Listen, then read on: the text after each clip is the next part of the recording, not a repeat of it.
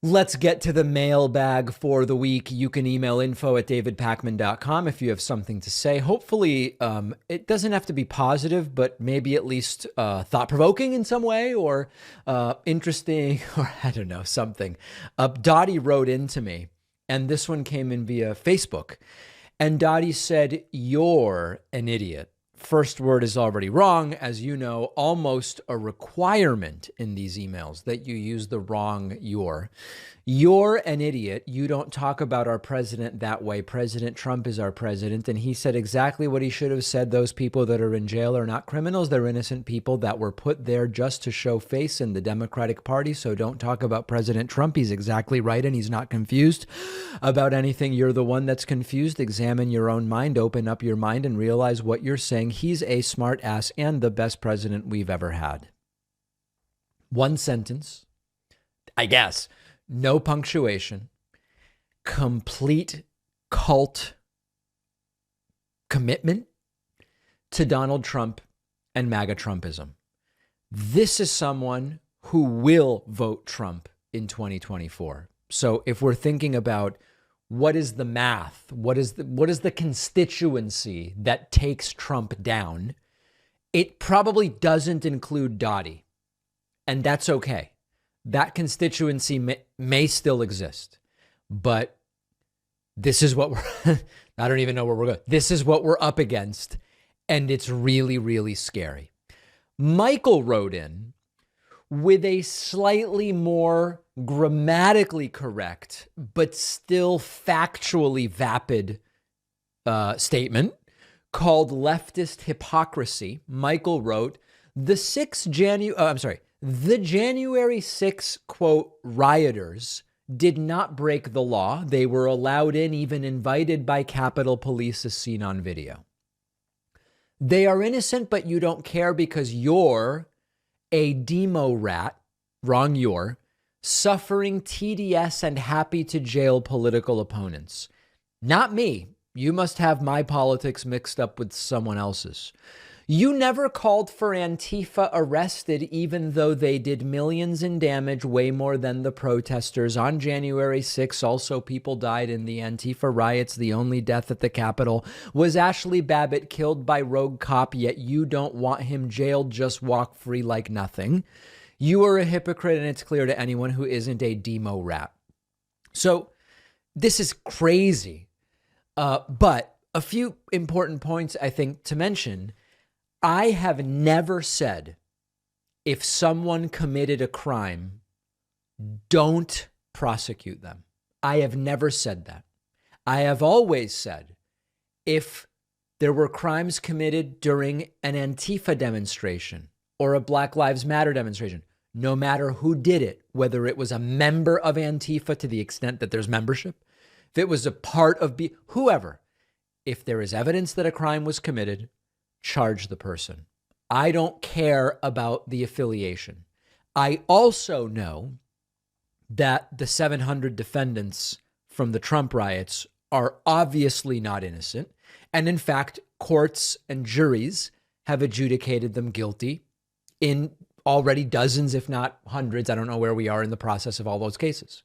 I am not happy to jail political opponents. In fact, I'm against it. I don't believe in jailing people because we have different politics. I do believe that if you want to make an argument that pretrial detention in this country is a problem, by the way, it's an argument I've been making for a decade, you are the one who has to be consistent, because all of these right-wingers only now care about pretrial detention for defendants. They never cared about it before. They never cared about it when it was people with whom they disagreed politically. So they are the hypocrites, not me. Better marketing. Spencer wrote in about the left and better marketing and says, David, do you think the left needs to market and message their policies better? Medicare for all doesn't seem to be driving people to the polls. Remember, more people supported gay marriage once it was called marriage equality, and more people supported gun control once it was called ending gun violence. Medicare for all seems like a government program, like a welfare giveaway. Maybe call it guaranteed health care or something similar. Beth Spencer. So there's two questions here. The first is about the best name for a healthcare system where everybody has coverage. I quite frankly don't care what you call it. I'm totally open to the idea that Medicare for all may not be the best term. I don't know about guaranteed health care, who's guaranteeing it. I don't know. But just focus group it. Let's figure out what the right term is. Does the left need to better market and frame? 1,000%. And I've talked about this so many times before. The left loses so much on framing. We've talked about pro-life. We've talked about tax relief. We've talked about, medical freedom, but used in a completely dishonest way.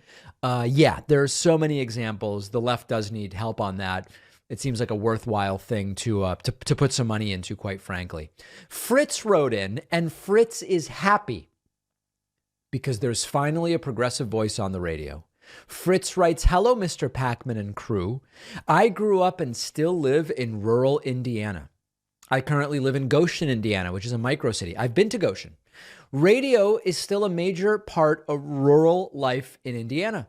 It's free and people spend a lot of time in their vehicles. Yes, we have public radio and it's okay, but there's so little testosterone on the public stations in comparison to the bombastic crap on the right that leftists are just saying, really, arguments seem weak or unenthusiastic. Please note, I am not saying you are some sort of super macho man for progressive values.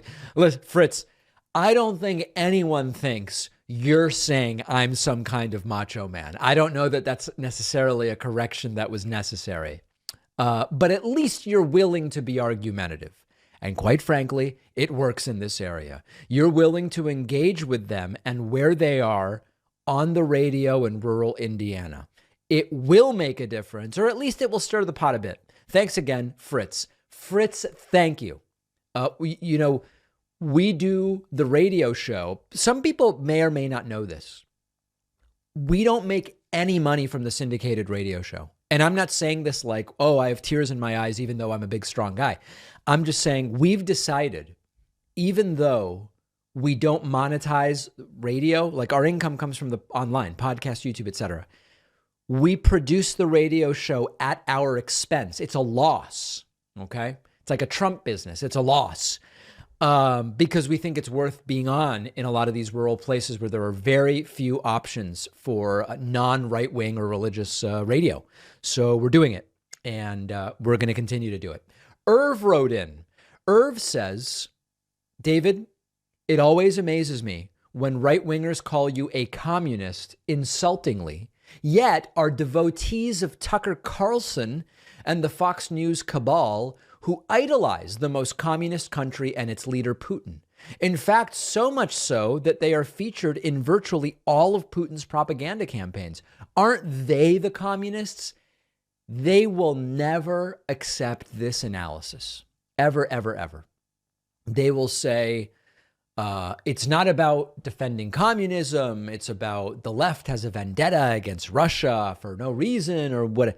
They will squirrel their ways out of it. But it is interesting that many of the people that Trump was most impressed by are from countries that don't exactly have market economies. Russia, North Korea, we've seen it all. Good luck convincing them. Sam wrote in about the death penalty and says, David, I have to disagree with your views regarding the death penalty. It is definitely true that many people have been convicted incorrectly. Where the evidence is circumstantial, no death penalty is warranted. But when you have mass murder, I assume they mean mass murderers, like John Gacy, Jeffrey Dahmer, and mass school shooters like Nicholas Cruz, where there is no contradictory evidence, there should be executions. These people serve no function and are of no value to society. To the dismay of the victims' families, Nicholas Cruz was just recently sentenced for life. Perhaps if your daughter had been one of his victims, you would have a different point of view. This is so important. Sam is not wrong. If my daughter had been a victim of one of these school shootings, I might have a different point of view. But that would be out of a desire for revenge. And we shouldn't have a justice system based on revenge. So Sam is actually making my point, which is that is not a good justification for the death penalty. The fact that if I was in this situation I might want revenge by saying kill them. It wouldn't make it any more right. It would just mean I want revenge. So super interesting. And I think Sam not making the strong point that Sam thinks he or she is making. Rod wrote in about Trump sweating and says, I believe that Trump is sweating because he may be diagnosed with ADHD, which is treated with Ritalin, and sweating is a possible side effect. This fits his profile. Well, if it is true that Trump is medicated for ADHD, that medication was not revealed in the medical release about the medications that Donald Trump takes. Now, would it be a big shock if Trump had hidden elements of his health record? No, it wouldn't, because he put something out claiming he's 6'3" and weighs 239 pounds. And we all know that that's not true. But as far as the record is concerned, Trump is not on Ritalin and not being treated for ADHD. Write in info@davidpakman.com if you have something to say. Questions are welcome. Comments are welcome. Demands for corrections when they are accurate are welcome as well. We will see you on today's bonus show. We're off Monday in observance of the Christmas holiday, and we will be back on Tuesday. We'll see everybody then, or on the bonus show momentarily. Let's face it, the holiday season can be a stressful time for anyone, even a stressor on relationships, in-laws dividing time, mismatched expectations around gifts. Our sponsor, Paired, is the app that makes it easy to maintain a feeling of connection with your partner during this crazy time of year. You and your partner download the app, you pair together, and every day Paired gives the two of you questions or quizzes, games to have fun, stay emotionally connected, deepen your conversations. And all of the exercises were developed by academic psychologists and expert relationship therapists as well. My girlfriend and I have been using Paired quite a bit lately. It's fun, especially with the baby these days. It's more important than ever for us to find quality time. And Paired is really the perfect way to spark that with funny moments, meaningful conversations, and we can use Paired on the go.